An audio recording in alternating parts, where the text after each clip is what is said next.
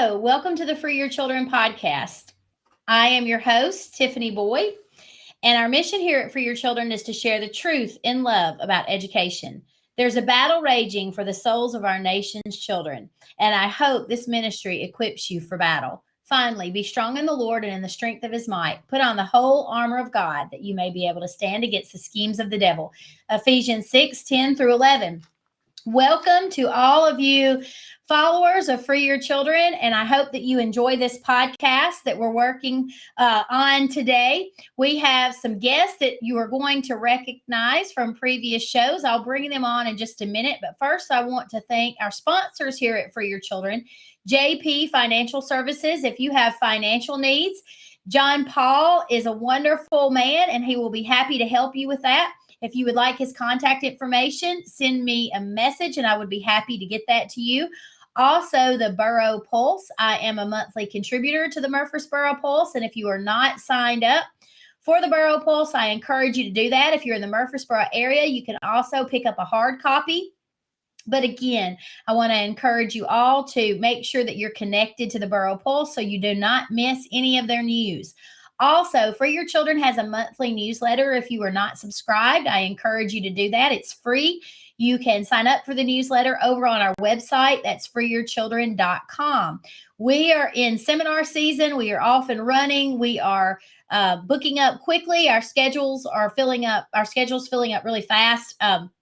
We are so blessed at all the opportunities that have been presented to Free Your Children, many of which we are excited to share with you in the near future. So be watching our website as we release dates and locations of where we will be next. If you would like to sponsor the Free Your Children podcast or just Free Your Children in general, we encourage you to hop over to the website. There's a donate button there. If you feel like what we do here is valuable, then we ask that you consider making a donation toward the work that we're doing. Again, we can't do this without you, and we appreciate everyone who is willing to do that. Also, if you are not following us on all the social media platforms, that's another way that you can stay connected and also help us as well. You will see at the bottom of the screen our X handle. So we are on X, we're on Instagram, TikTok, Substack, Facebook. So again, just make sure you are connecting with us all across social media. So I'm going to bring our guest on that we have with us today. We have Angie. Hello, Angie. And Debbie. Hello, Debbie. Hello. And Mariah. Good morning, ladies. Good morning. What a beautiful day we have here after Resurrection Sunday. I hope everyone had a wonderful, some people call it Easter, some people call it Resurrection Sunday. So I hope everyone had a fantastic weekend. We're still in recovery mode here. Too much food, too much fun, too much celebration. And so we're trying to get ourselves together here over at our household. Did you ladies have a good weekend? We had a great weekend. We did. Fantastic. Mm-hmm. Some of you that have been watching the Free Your Children podcast will probably recognize some of these women. Angie and Debbie and Mariah too, have all been on the radio show previously to talk about different pieces of legislation that Free Your Children was working on. Angie and Debbie just recently participated in a podcast where we talked about specific legislation here in Tennessee. And then Mariah gave testimony for the FREE Act when it was moving through committee in the Tennessee legislature. So these ladies are not a stranger to Free Your Children and the work that we're doing. I appreciate everything that they do for educational freedom and parental rights in not only the state of Tennessee, but also making sure that they're a voice on the front lines on the Free Your Children page as well. Because we have followers all across the nation. So thank you, ladies, for your dedication and commitment to encouraging and empowering and educating parents on what's really going on in terms of the globalist agenda. But today's show is going to be a little bit different. So this particular show is going to be focusing on dismantling the homeschool stereotypes, or at least we're going to take a stab at dismantling the homeschool stereotypes. Some of these stereotypes, I think, have been around since homeschooling was legalized. We still hear a lot of these, but I think it's important to address them because I think that these stereotypes are actually some of the reasons why parents are hesitant to begin their homeschooling journey. And I think it instills fear in them. It also cripples them and makes them believe that this is something that they can't achieve, when in reality, none of it is true. And so we're going to look at these and break these down. Of course, this stemmed from a guest appearance that I made on the Patriot Punk podcast. And I'm going to share a clip from that in just a minute. And of course, some of the stereotypes we've had fun with, and we're going to kind of poke fun at some of those today. But I think the undercurrent of all of this is that these are all issues that need to be discussed because, like I said, we want to empower parents and encourage them that homeschooling is achievable. And we don't want them to get bogged down in stereotypes that are just that, they're stereotypes. And so I am going to screen share. I'm going to bring it up. And this is the clip of the interview that I participated in, again, over on the Patriot Punk Network, the Patriot Punk podcast. And so I'm going to let this run for a few minutes and then I'll stop it and then we'll discuss it. Both of them are doing what's absolutely right for them.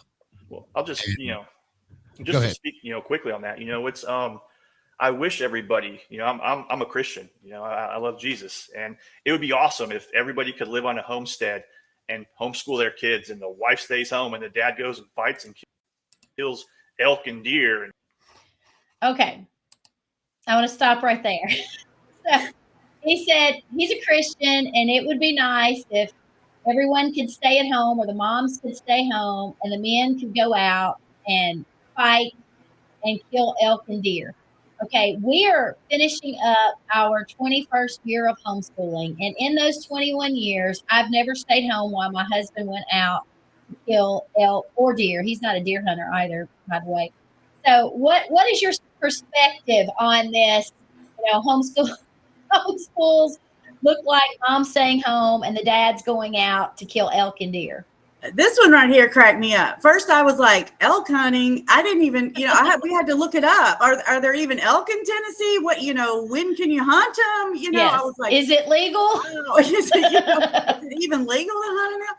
I had no idea. I mean, I have some hunter friends and hunter families, but the elk one was a new one on me. So it gave me, after I stopped laughing, it kind of gave me pause. And I was like, is this what people really think about homeschoolers, that moms stay home and, dads are out killing deer and elk and squirrel or rabbit or whatever to feed their family? I was totally shocked. It was a new one on me. I was like, wow. Absolutely. I grew up in a deer hunting home. I lived with my mom and my grandparents. My grandfather hunted deer regularly, but we never hunted elk. I honestly didn't even know elk hunting was a thing in Tennessee until we looked it up, because this created a whole conversation for us that live here in Tennessee. I don't equate elk hunting with Tennessee, but apparently it is legal to hunt elk in Tennessee. And there are some, not our area of Tennessee, but over in East Tennessee. But no one in my family has ever elk hunted that I know of. Nor did I even know that was an option that existed for Tennesseans. So if you are a homeschool family and you're watching this podcast and you have a desire to stay home while your husband goes out and hunts elk, or maybe you have a desire to go hunt elk, you're going to have to go to East Tennessee to do that.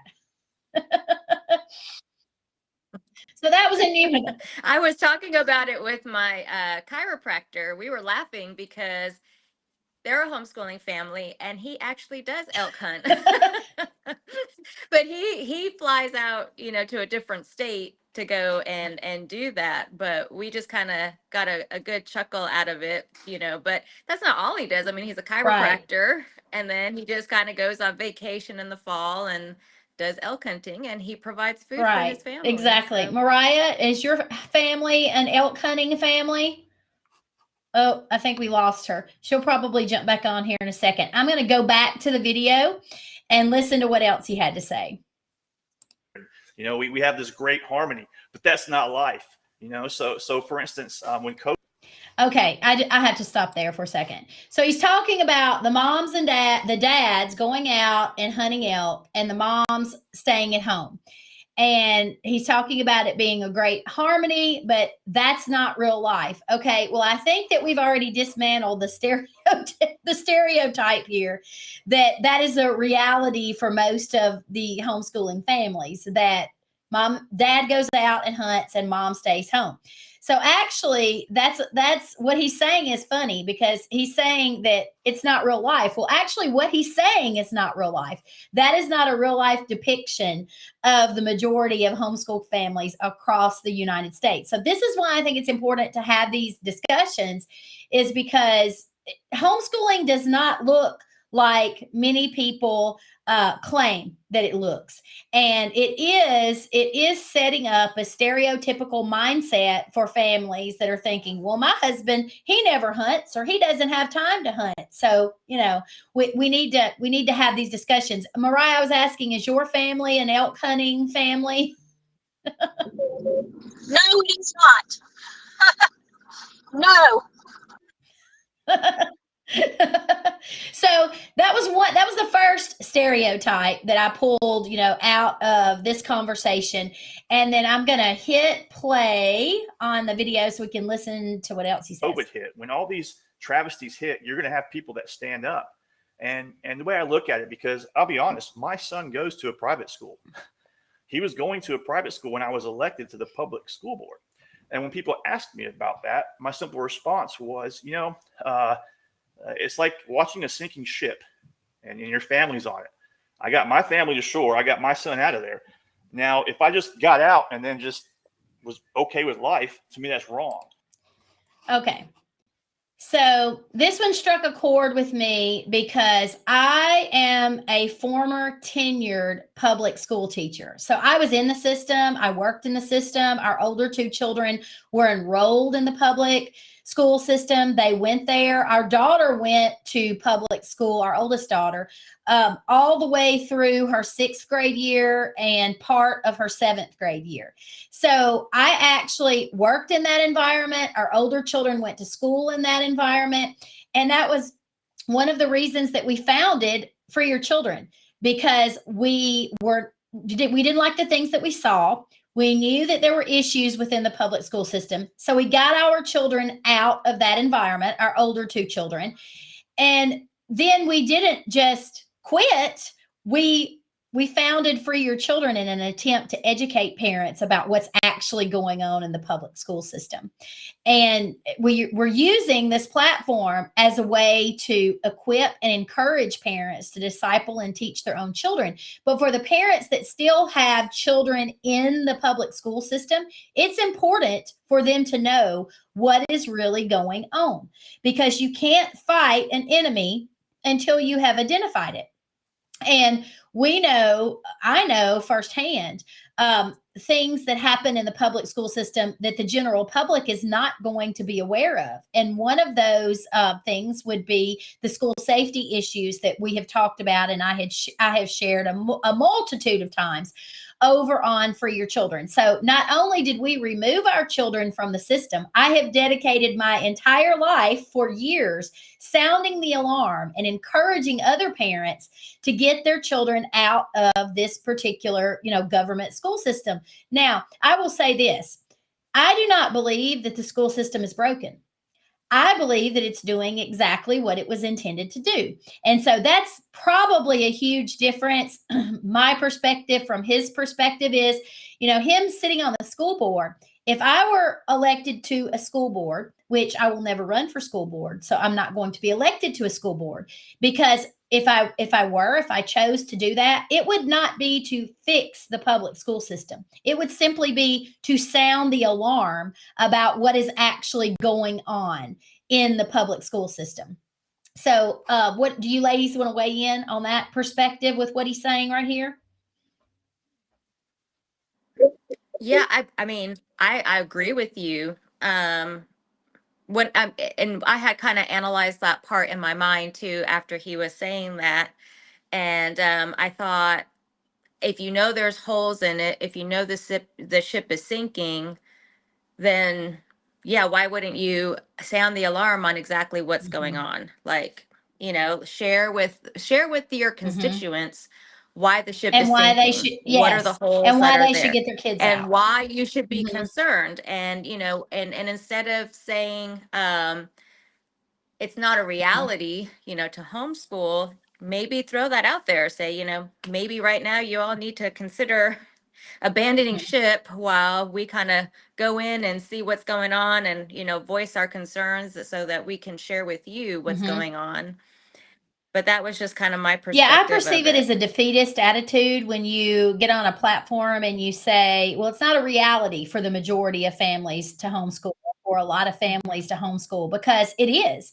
Families just have to be willing to do the work, make the sacrifices, look outside the box. And if you really believe that there are families who are struggling and can't homeschool, then as a Christian, if you claim to be a Christian, you should be encouraging your church to set up ways to help parents navigate their children out of the public school system, so that they can be able to send them somewhere else. So I think, instead of just saying, well, it can't be done by the majority, so we have to try to plug holes in a ship that's sinking, I just don't agree with that perspective. I think that what we need to be doing is sounding the alarm, and then we need to be encouraging and equipping those parents to be able to navigate out of the public school system, instead of holding on so tightly to a system that was never created to educate children, ever. That was never the purpose, or the intentions of the public school system. Right. And Mariah might have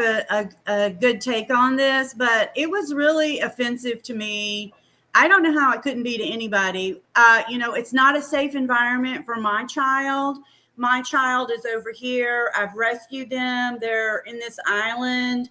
And now, I'm going in. It is every parent's responsibility to take care of their family, to do what's best for them. For us, it's homeschooling. A lot of people homeschool for different reasons, but that comment really did not set well with me at all. Mariah, what's your perspective on this? Well, as someone who lives in Wilson County, my kids went very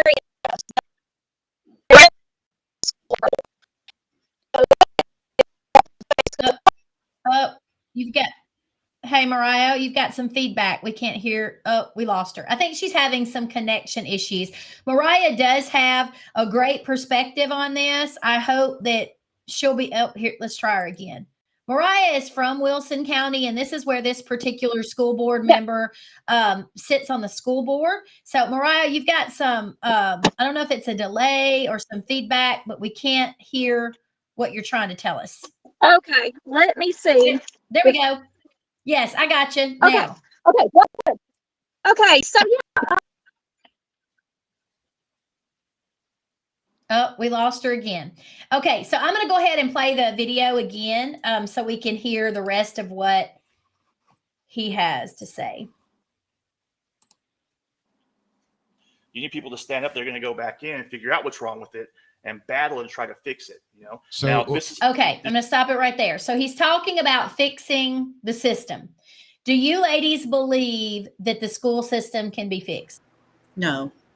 No. Do you think, what is your perspective on this? Do you think that there's just too much wrong with it, or what's your perspective?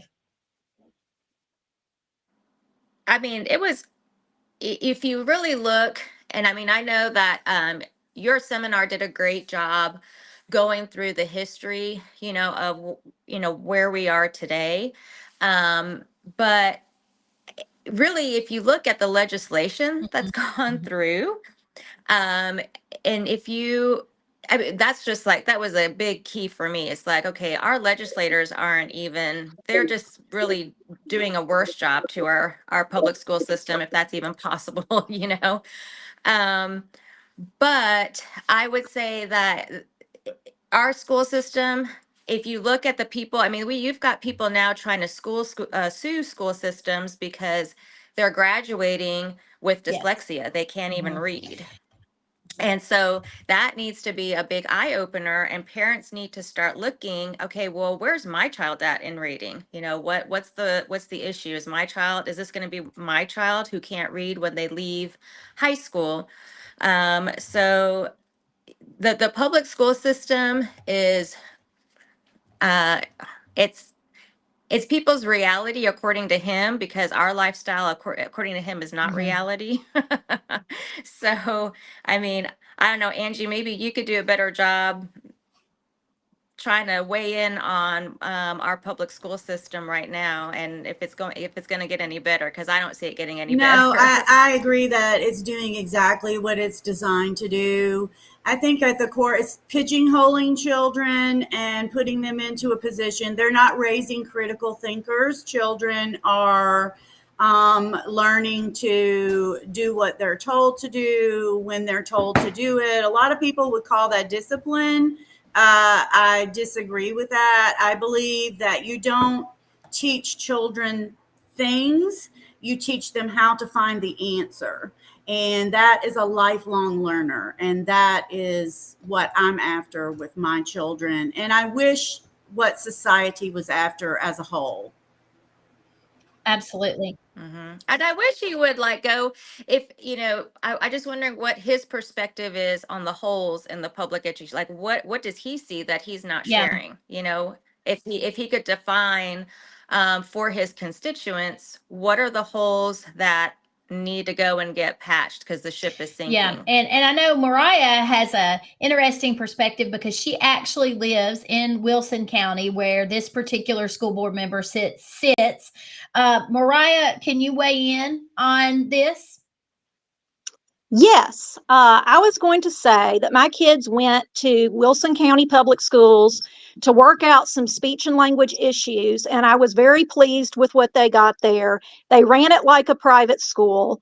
A lot of people in our area in this county are pleased with the public school overall because they don't know about anything else. But I mean, we do have advanced placement classes, and all that kind of stuff that people like to see their kids have access to. Now, I find it funny that he's like, well, my kid goes to a private school, but as we know, private school and public school are all Prussian schools that do that training and not the critical thinking that Angela was referring to. And if I had time in that testimony I was going to add the fact that private school kids are twice more likely to be abused, and public school kids are 2.5 times more likely to be sexually abused. So they're both systems, they're not, that's why homeschooling is distinctive and protective. Yeah. And I will say too that I think it was Nikki Truesdale who wrote an article called The Myth of the Good School. And it's a fantastic article. And I encourage people to read that article because that's exactly what it is. It's just a myth because, fundamentally, you are abdicating your responsibility of the discipling of your child, if you're a Christian, over to someone else, because whoever spends the majority of your child's day with your child is discipling your child. And so I think it bothers me. There are multiple what are considered good school districts all across the state of Tennessee. One of them is Williamson County. I remember people would fight you tooth and nail. Williamson County schools are perfect. They are wonderful. That's where people would move specifically into that district so their children could reside there.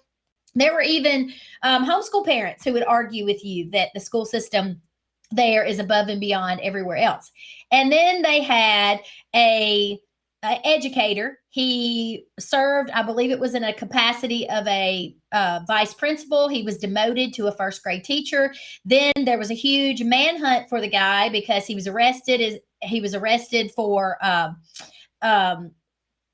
sex crimes against children. I've shared this multiple times over on For Your Children. He cut off his ankle monitor. He was running. One of the charges was incest.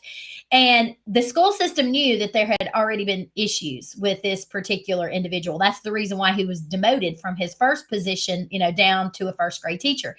And then, so I think that shocked a lot of parents in that community.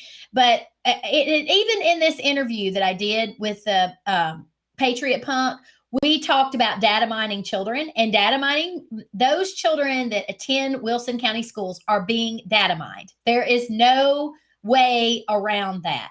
I even spoke about Clever. Clever is being utilized in Wilson County schools. He at first said it wasn't being utilized, that they'd put parameters around it. Then later on in the show, he said, well, yes, I think we still have Clever, but we've put parameters around it. There's no way you can put parameters around the data mining through those apps. Through FERPA, they have the protections from the federal government that they need. That's all they need to collect that data on children and disseminate it. So I think when we have leaders in the community that say things, and they may or may not know that they are placating parents into believing that their children are being protected in these institutional schools, because that's what they are. The public school system has an institutional structure, okay?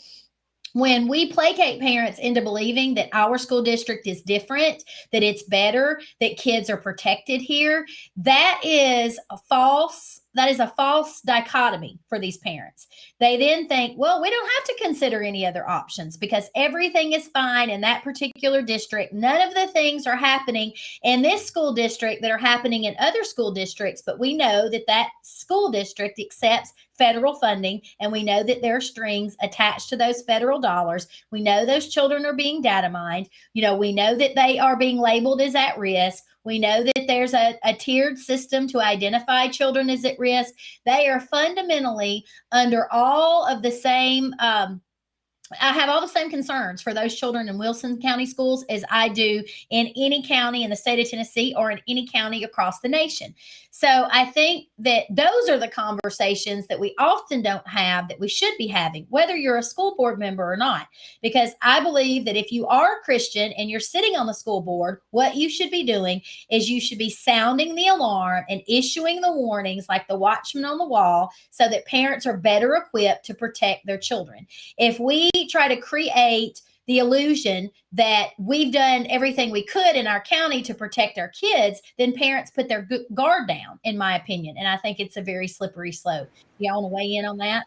Many parents do not understand what they're giving away in the schools, especially with the FERPA disclosure and things like that. They don't understand what that means for their families and their children and the future of education, quite frankly. Absolutely. Let's play some more of the video, hear what he has to say here. This ship is still sinking and there's holes, but there's a lot of great families in there that can't just drop everything in homeschool. Okay. I'm going to stop right there. There are a lot of great families that can't just drop everything in homeschool. Well, we couldn't necessarily drop everything in homeschool and homeschool our kids, but what we did was we prioritized. We sold vehicles. We changed our lifestyle. We stopped taking expensive vacations. We cut our budgets everywhere we needed to cut our budget. We drove really, really old vehicles so that we didn't have car payments. We ate at home. We didn't eat out. We did lots of things differently. I ran home businesses from home to make up for my loss of income when I resigned as a public school teacher. So to insinuate that we could just drop everything in homeschool, it wasn't that simple. It was making major sacrifices so that our family could be able to make that leap. I mean, I walked away from the gold standard of teaching, which was a tenured teaching job, and made the decision to stay home with my kids. So I'm assuming that you ladies are all extremely independently wealthy and that you have maids and cooks and you drive brand new cars and you take vacations whenever you want to. And if your cook is not preparing your dinner or your lunch in the kitchen, then you will just run to the local restaurant and grab your meal. Is that what homeschooling looks like for all of you?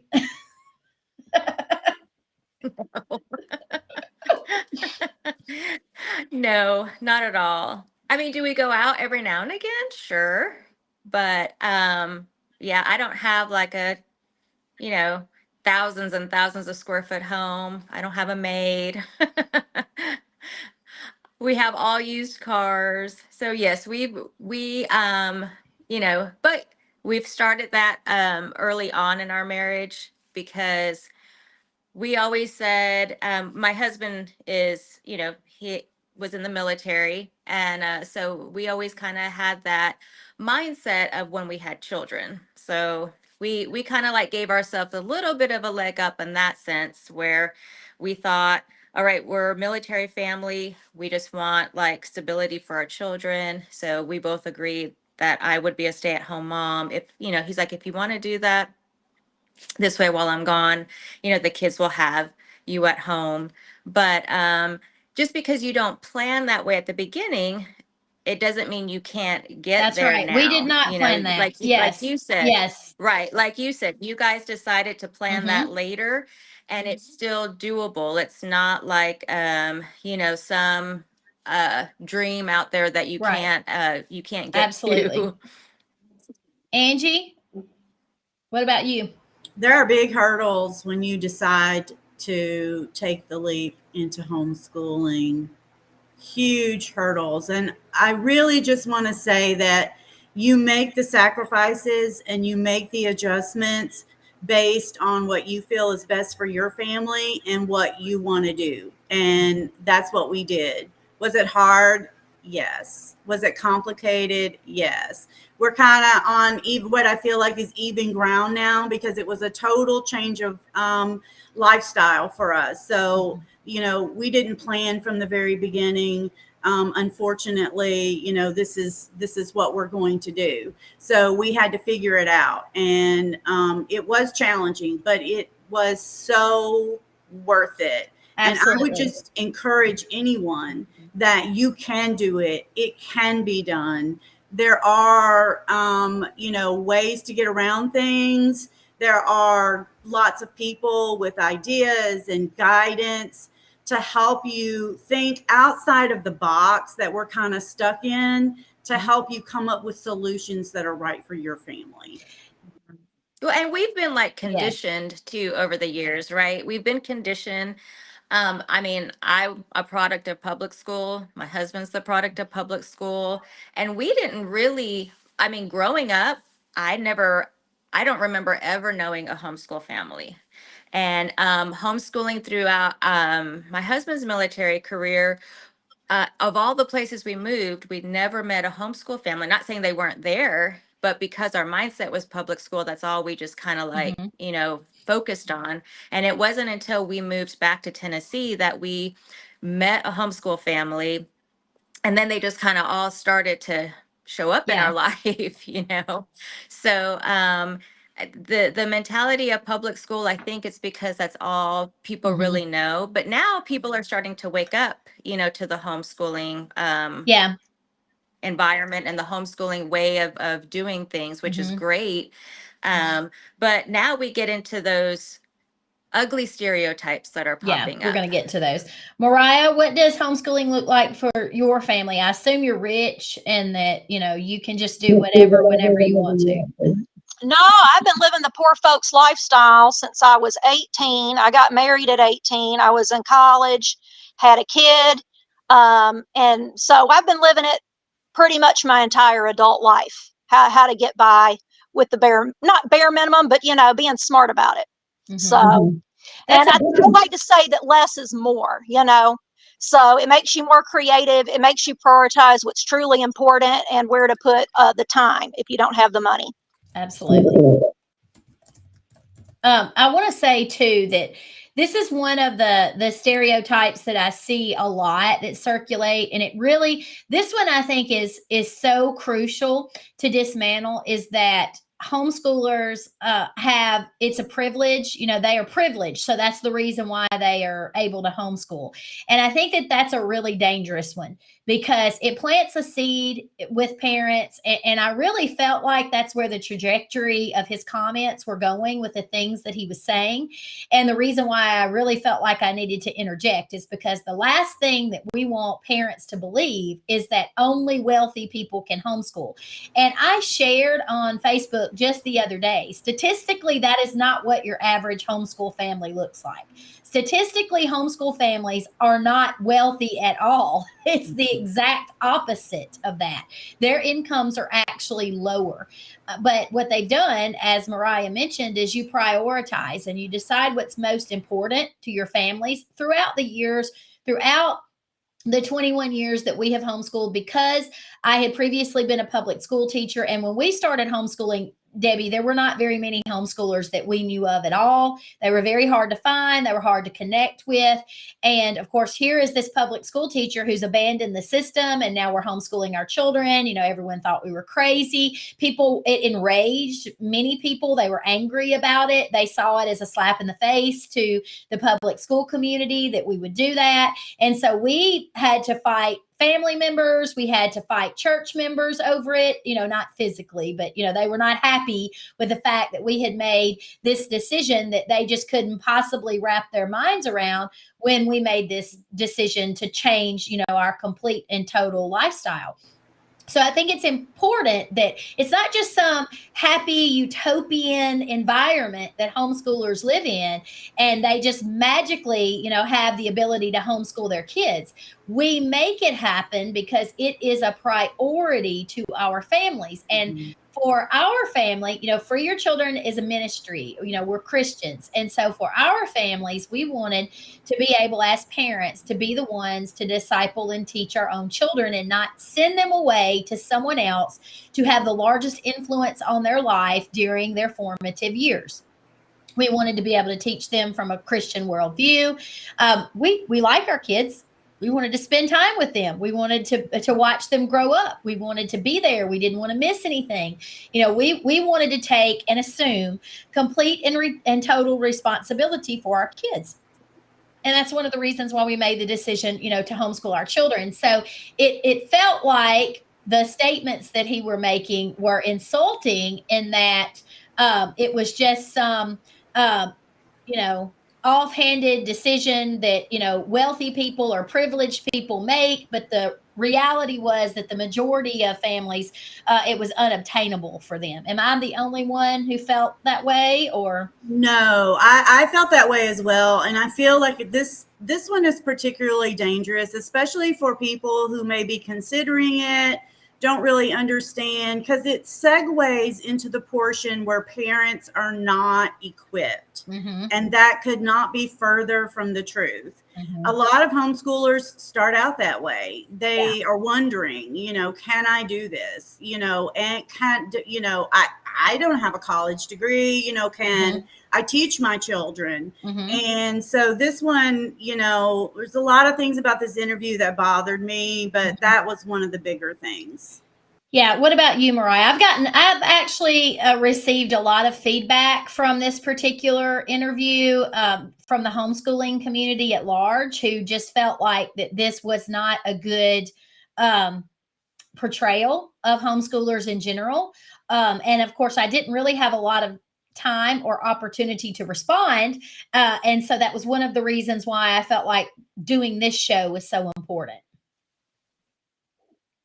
Oh, yeah. He was very dismissive in his tone, very dismissive of what we do, what it takes to make it happen, and how much sacrifice people do to make it happen. It's not on his radar at all.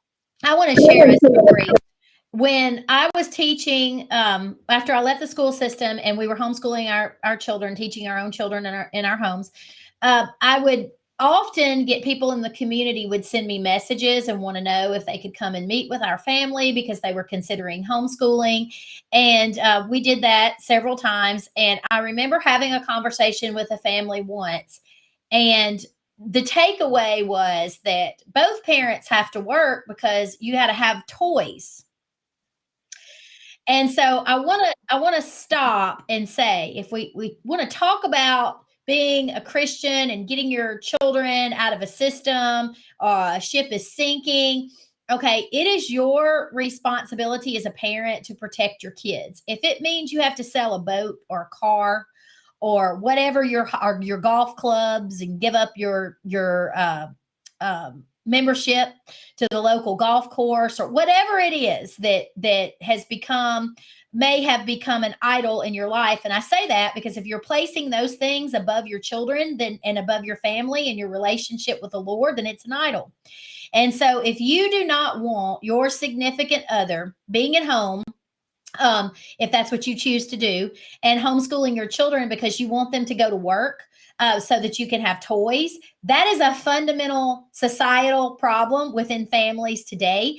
The number one thing that I hear from women that contact me for help, it's that their husband will not allow them to homeschool because they want them to work so that they can have the things that they want to have, or so that that burden can be alleviated from their spouse. Now, I could go into a lot on this particular topic, but if you are a Christian, I think you need to spend some time in the Word and do a little bit of digging on what your responsibility is to your spouse, to your children, what your Christian responsibility is. Because first we have to start there before we start talking to Christians about fighting, within the school system. You need to make sure that you are fulfilling your biblical mandates regarding the family that you decided to have and how you're going to raise those children and what that's supposed to look like. Because again, that is one of the biggest comments that I get from spouses who are women who are very upset because, and these, I will say, I gave a seminar once and there was a pastor that was there with his wife, and their child had been sexually assaulted at school. And the mother had reached out to me because she wanted to pull her kids out of the public school system and start homeschooling. But the husband would not allow her to do it because he wanted her to work one more year. This was after the child had been sexually assaulted at school.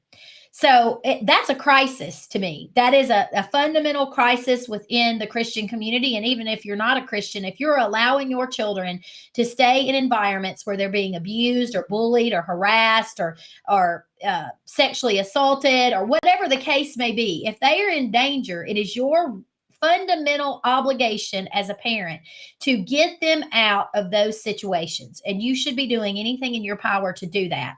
So that's just my opinion on that. But I think that churches are not addressing this. And to me, it's very, very frustrating to me, because if churches would stand in the gap for a lot of these families that think that they cannot homeschool their children by providing them with resources, then we would see a shift in the tide in general with what's going on in our culture. You ladies want to weigh in on that one? Yeah, I mean, I've known when I know pastors who they used to homeschool, and they were in the same, community that our family was in, and now their children are in public school. And it was a decision that they decided to make, I guess, so that the wife could, start going to work. And I don't know. It just kind of floored me because I felt like they were doing well, like discipling the children, of course, at home. And but yeah, so that just kind of threw me a little bit for a loop, because if it has to do with the whole money thing, I know that they weren't hurting, Right.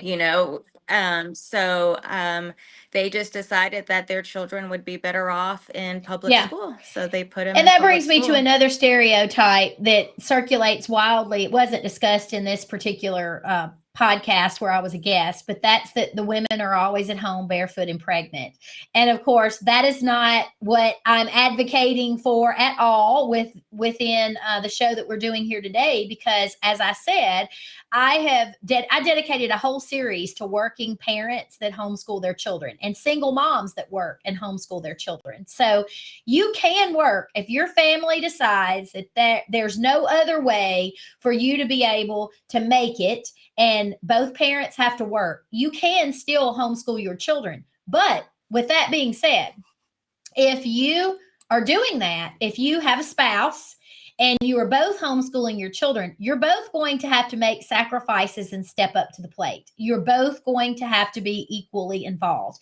It can't be any of this, well, I've been at work all day, so I don't feel like I have to do anything else. If you are going to decide that that's the way that you want your homeschooling journey to look, it's going to take both parents being on board with it, and both parents being willing and ready to pitch in, when needed. And then for single moms that homeschool, they're just amazing. I mean, hats off to maybe not even just single moms, single parents in general.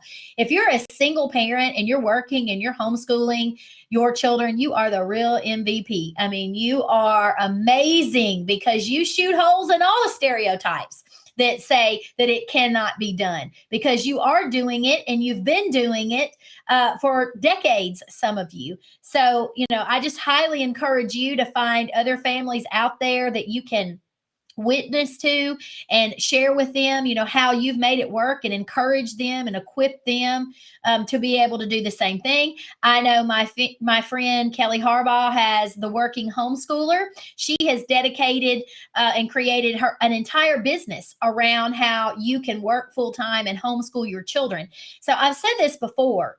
The only real reason why you physically could not homeschool your children is if there was a judge's order saying that legally you would not be allowed to homeschool your children. That's it. Anything else is just an excuse. If it's important enough, you will find a way. If it's not, you will find an excuse. And so, a lot of these people that claim that they can't, homeschool their children, they're driving, fancy vehicles, and they're spending a lot of money that could be redirected to a different lifestyle to make this possible if they so chose. So I'm going to play a little bit more of the video. There's just so much to unwrap here and take a look at it that I find myself stopping so we can cover more and more of it. Here we go. Can I say something here? Please just remember that we're all on the same team. Let's dismantle some stereotypes. Okay, I'm gonna stop right there and say I got the warning right off the bat. Remember, we're all on the same team. Okay. About homeschooling first. First off, we don't live on homestead. I work more than a full-time job, and my husband works a full-time job, and we homeschool our kids. So if any of your listeners are familiar with Free Your Children, they know that I've devoted an entire series of radio shows to working parents that homeschool, single mothers that homeschool. So the face of homeschooling looks really, really different than just homesteaders who moms. I think he was Don't focus. Yeah, don't focus. Don't focus on that. That's Dad, ridiculous. Okay.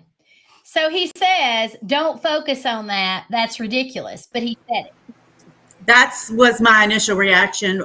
Don't focus on that. That's what you chose to put out there to describe homeschooling families. That was kind of, I don't know. I'm glad I wasn't on that show, because it would have been a total different conversation there. I mean, that's pretty, I said this, but don't focus on that. Yeah. That sounds a lot like, I don't know, school administrators, and as far as some of the agendas and plans that public school implements. Oh yes, don't worry about that disclosure. That's what we put there. That's what we said, but don't worry about it. It's okay. Yeah. I don't know. Maybe I'm just taking it wrong, but it really it shocked me that he said that it's ridiculous. If it's so ridiculous, it should have never come out of your mouth, man. What do you have to say about that, Mariah? Well, I think he was just trying to have some dude bro fun or whatever, and then he realized, oh, that didn't come out the way I thought it was. He thought we were going to have a big fun laugh, and you know, he obviously is one of these that he did not consider homeschooling. If he's able to send his kid to private school, then that he probably puts himself in that category that you were mentioning before, Christians who don't want to prioritize it. I think for me that the problem that I have had with his statements is that I felt as if he was making fun of families who had made a major sacrifice to homeschool their children. I don't think that it was appropriate in any capacity for him to make a joke out of families who choose every day to prioritize their children and discipling and teaching their children at home. And I think when we attempt to minimalize the sacrifices that homeschoolers are making, and when we mischaracterize it with stereotypes, no matter if we perceive them to be funny or not, it is not helpful. And if you have already made the decision to get your children out of public schools and put them in private schools, what if I had made, a funny stereotypical comment about private schools? I feel like homeschoolers are, especially not in the culture and the climate that we're in today, because we know that homeschooling is under attack all across the nation. So when you hear other people who profess to be Christians poking fun at a large population of parents who are making major sacrifices to homeschool their children, that it's not a very productive commentary that was created within the podcast. And this is something that we need to measure. This is why we need to measure what we say carefully. And this is why, instead, if we know that the building is on fire, instead of poking fun at those who have chosen to rescue their children and get them out, as you claim that you have by sending them to a private school, we should be encouraging other parents to do the same. I think it's also important to know that fundamentally parents love their children and they want what's best for their children. It's not, homeschoolers are not made up of this conservative Christian bubble. Right. There are people of all lifestyles and faiths that homeschool. Yep. And they love their children. They want what's best for their children, and they have the right to educate their children in their home with their belief system, regardless of if it's the same as mine, for instance. Absolutely. I'm glad you brought that up, Angie, because this is one of the reasons why we created the Free Act. The Free Act was never created just to serve the Christian homeschool community. It was created to serve all parents and have their constitutional right recognized in the state of Tennessee to educate their children as they see fit. Of course, we're speaking from a Christian perspective here because Free Your Children is a Christian ministry, and because Joseph Padilla, the school board member in Wilson County, made his profession of being a Christian as soon as we started this clip here. So we were speaking in terms of the Christian community. However, the secular Christian community, or a community of whatever faith your family may subscribe to, you have the right, whether we agree with what it is or how it is you choose to educate your children. Here in America, you have the right to educate your children however you see fit, regardless if we agree or not. So, and those families that have chosen to homeschool their children, they make sacrifices too, just like we do. There are single moms, single dads who homeschool their children. There are working parents who homeschool their children, and they're not Christian either. And they are still, we're talking about all families, regardless of how you choose to educate. And we believe that they should all be equipped to do that. I've had some conversations with homeschooling families and homeschooling groups. Homeschooling families that aren't Christian have contacted me before. And, I give my disclaimer up front. They know that I'm a Christian, but if they're not a Christian, then I will send them to a place where they can get resources that they need that will be helpful in educating their children however they choose. Also, if their children are being bullied in the school system, or they've been abused, allegedly by an educator, or there's something, that's happening in the school system where they feel that their child is in danger. I've helped them navigate, out of the school system and work toward, a better option for their family. So yes, Angie, this applies to everyone, regardless of, what your faith is, or, however you choose to educate your children. So that is a fantastic point that you brought up there, and I'm glad you did. I think Mariah wants to say something about that. Okay. Well, I don't know if I do or not, but I've been part of some secular groups, and there's a lot of Christian people in the secular groups, and I like to listen to people's stories and where they're coming from. But there truly is a diverse amount of people homeschooling. I've met Jewish families, I've met Muslim families, I've met LGBT families that are all homeschooling, and they want the freedom that the Free Act would have provided. Because everybody agrees sitting in these forums like we do now is just so ridiculous. So yeah, I think everybody would have been down for that. Absolutely. Okay. Let's listen to the rest of this video. See if we can get through. That is a very familiar stereotype that's perpetrated within, multiple demographics, where they say homeschooling is a privilege. Not everyone can homeschool. And I will say this. The only thing that prevents a family from being able to homeschool would be a judge who tells a family if they're divorced. I understand that. And Okay, so I was trying to share the information that the only way a family would not be allowed to homeschool their children is if a judge had issued a court order. But I couldn't really get that out. So let's. And like I've had friends that have done homeschooling. Yeah. And it like ruined their marriage. I'm not saying there wasn't a better way to do it. Okay. We're talking, Chase, the host, brings up that he's known people who've homeschooled and it ruined their marriage. Well, let me just say this. If homeschooling ruins your marriage, the issue wasn't homeschooling. So if your marriage ends because of homeschooling, there are deeper rooted issues that you need to seek help with regarding your marriage. But I don't think blaming homeschooling would be, and I'm not saying that that's what he was doing, but I'm saying he made the statement, and that's not, I don't want to equate homeschooling to ruining marriages. So let's continue to play. Or something, but that's the hostility that I'm trying to kind of work through, because yes, Joe's stereotypical, but he's a Marine, so you can't hold it against him. Okay, let's stop there. So we come from a long line of military members in our family.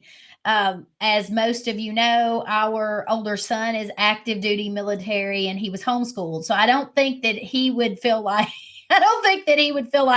those stereotypes were accurate regarding his life, because he did not grow up as a child elk hunting or living on a homestead.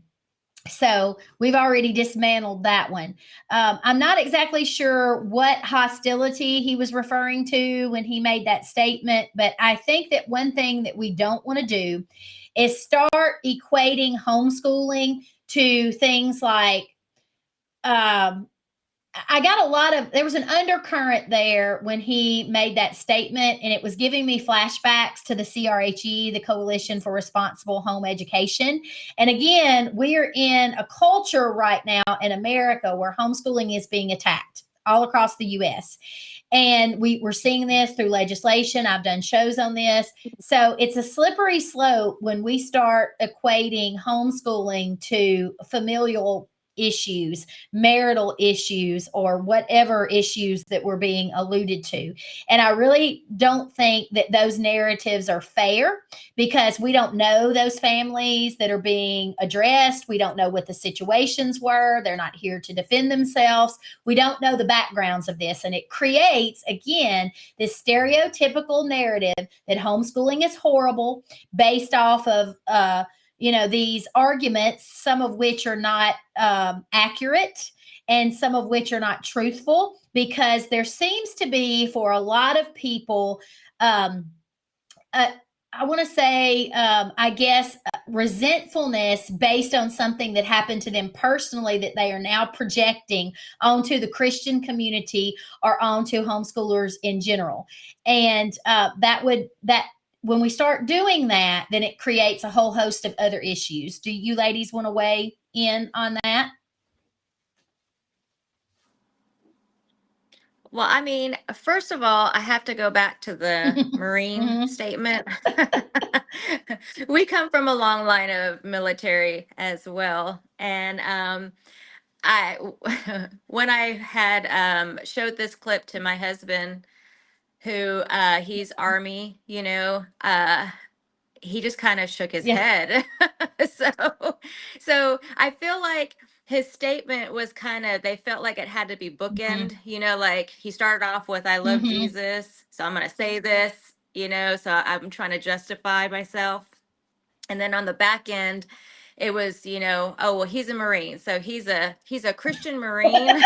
So it's okay for him to, to throw a comment out Mhm. like that. But my husband is a Christian Army soldier, and he thought that statement was Yeah. ridiculous. So I just kind of wanted to throw that out there, that there's no justifying. I'm a Christian and I'm a military person, so I can say these things to, to Right. families. But yes, back to your statement with the what is that Yeah. coalition? What is this? I CRHE. can't Yes. get all these. CRHE. Mm-hmm. Yes.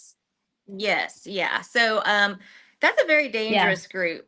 And I think every homeschooler really needs to pay attention to the narrative that they're spewing, because that was what they used, Mm-hmm. as their excuse to kill the Mm-hmm. free act. But yes, the whole narrative that's being generated out there with homeschoolers, like we said at the beginning, it started off as us being, stay-at-home moms who, have husbands who go out and elk hunt, but Mm-hmm. now it's morphed into what they're Yes. peddling. And and what they're peddling, and we may be going into this now, is that we are now child abusers and sex Mm-hmm. traffickers. So we can laugh at some of the Mm-hmm. stereotypes. We wear denim skirts, we're, no, all of that stuff. But when we start getting into not only am I justified in throwing these insults Mm-hmm. at you because I'm a Christian and I'm a military person, but now we're going into what we're seeing Yeah. now, with that group that's promoting that, and our legislators that are jumping on board with it. Absolutely. Absolutely. I'm going to play. We just have a few seconds left of this. I'm going to play the rest of this. They are brute force. Okay, they are go in, get the job done, and get out. Okay, so that's the end of that particular clip. I would like to say something like, when you for memories that last and produce that lasts. That commercial reminded me, I need to buy some grapes today. Yeah. Talking about produce. When we talk about brute force and go in and get the job done, I think that would be a good description of what homeschool families have done. They went in, they removed their kids from public schools because they felt like that it was not the best place for them to be, and they chose to get the job done. So the same can be said about homeschooling families, but I agree with the sentiment that it was those comments from him were in poor taste, and they were condescending, and they were making light, again, as I said, of families who are getting the job done, who have gone in, removed their children, and they have accepted the responsibility to disciple and teach their own children if they are Christians. And if they're not Christians, they have taken on the responsibility of educating their children and teaching them the worldview that they feel like they want them to have. So Those are examples of people who also go in and get the job done. Now, again, if Joseph Padilla wants to come on the show and have a conversation with all of us and talk about this, he would be more than welcome to. I think he's a great guy. I think he needs some more education on. I'd love to see him attend a seminar from start to finish so he can better understand what we do here at Free Your Children and why we do it and how we're attempting to affect real change.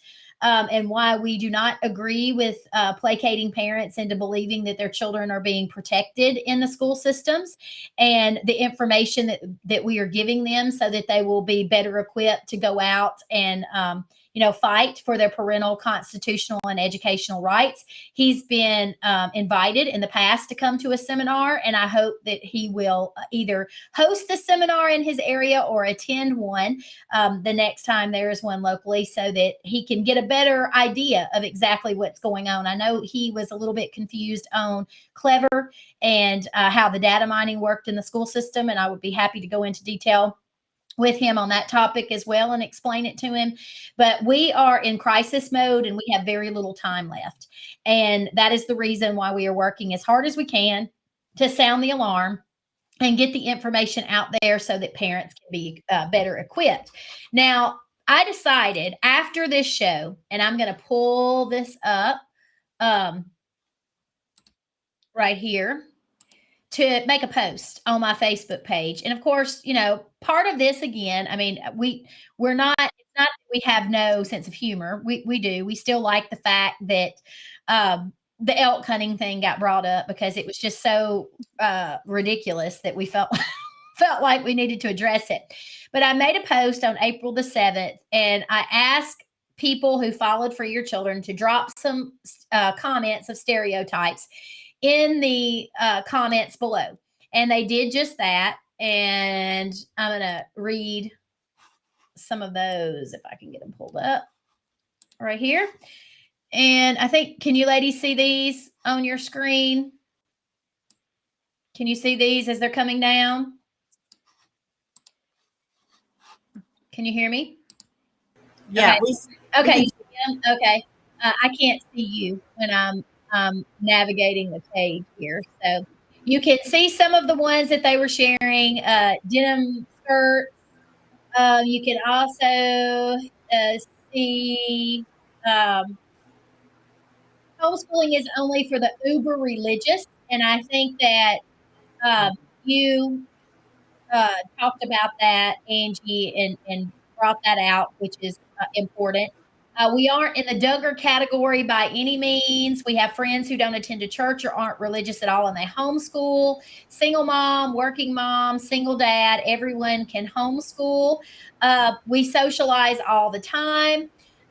It's like the golden rule of homeschooling, or you're doing a disservice to your child. My kids, like me, are homebodies. So that, I think that it's important to point out here that homeschooling can look like however it needs to look for your family. Sandy Derrick had a funny comment here. Academically proficient in Latin. That one was funny. Debbie, you listed a whole host of them here. No socialization. We hear that often. You would think that one would be put to bed by this point, because their idea of socializing in public schools is not what I think most people think it means. The type of socialization these children are getting in public schools is not the type of socialization that parents should want their children to have. Right. I believe they're told we're not here to socialize. Exactly. And they're also told that. Debbie listed only privileged, wealthy families can homeschool. High schoolers miss out on the high school experience. That's an important one to point out, I think, because homeschooled children that are in high school have opportunities just like public school children. There are dances, there are proms, there are banquets, there are graduations. I'm sure you can, fill in the gaps there. Homeschoolers are weird. That's another one. I don't even think that one is worth discussing, because when we talk about children going to public schools dressed as furries, that would be my definition of weird. That's just me. You have to be on one income to homeschool. This is my friend Kelly Harbaugh that has the working homeschooler business. She has dismantled that myth that you can only be on one income and homeschool. So have the other working homeschool parents that I have interviewed. They have also dismantled that myth. Those shows are still available for you to go back and listen to over on foryourchildren.com. Under the content, you will find the previous radio shows and podcasts that you can access. You must be incredibly patient. That's a funny one right there. So you can look at these that are listed over on the For Your Children Facebook page. Wear a denim jumpsuit, wear my hair in braids. I mean, they just go on and on and on. So clearly, there are lots of stereotypes regarding the homeschool community. And we thought that it was important to come on here today and really start breaking some of these down and having conversations about these stereotypes. Does that mean that if you are a homesteader, that that's a bad thing, or a hunter? Absolutely not. It just means that homeschoolers look different all across the board. There's no cut and paste answer to homeschooling. They are as unique as a family is unique, and they're supposed to be. That's the beauty and the joy in homeschooling. If you want to be a stay-at-home, if you're married and you want to be a stay-at-home mom and homeschool your children, wonderful. If you are married and you want to work and homeschool your children, wonderful. That would be me right now, currently in this stage of my life.